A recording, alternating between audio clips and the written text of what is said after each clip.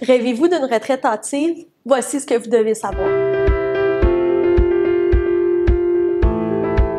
Plusieurs clients nous ont posé la question dans les dernières années pour savoir combien d'argent ils devaient accumuler pour prendre une retraite hâtive.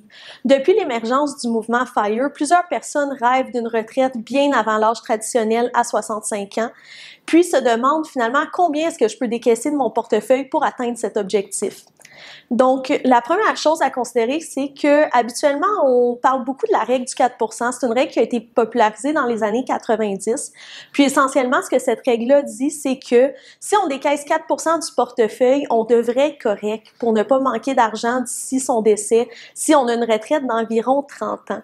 Mais le problème avec cette règle du pouce, c'est que finalement, quelqu'un qui prend sa retraite à 40, 50 ans risque de vivre beaucoup plus longtemps que 30 ans à la retraite. Donc, on a besoin d'assurer pour des décaissements pour une période de 40, 50, peut-être 60 ans à la retraite.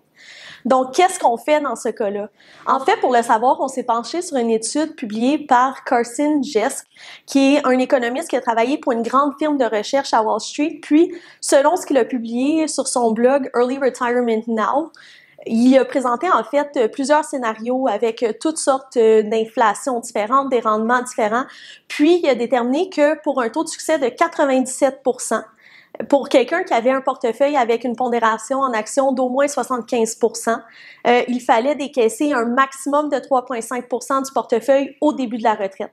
Ce que ça veut dire, un succès, c'est vraiment qu'il reste du capital à la fin de la période de 60 ans sur laquelle le tout a été calculé. Par contre, c'est sûr que c'est quelque chose qui est quand même personnel à soi.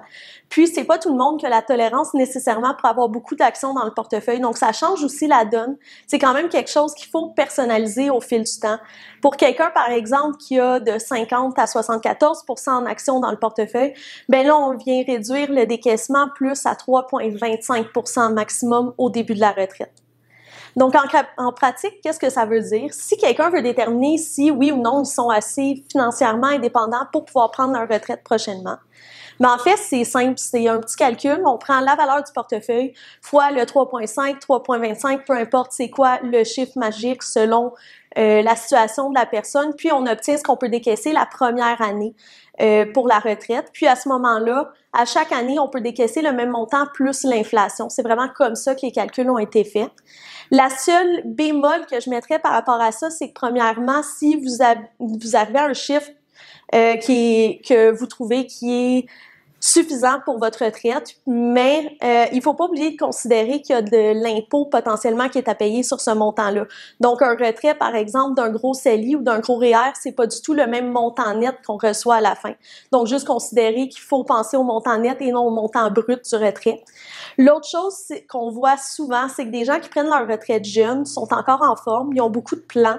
C'est juste de s'assurer que avec le changement de mode de vie, vous êtes capable de financer finalement tous vos projets de retraite parce que c'est décevant quand on doit se restreindre au moment de la retraite.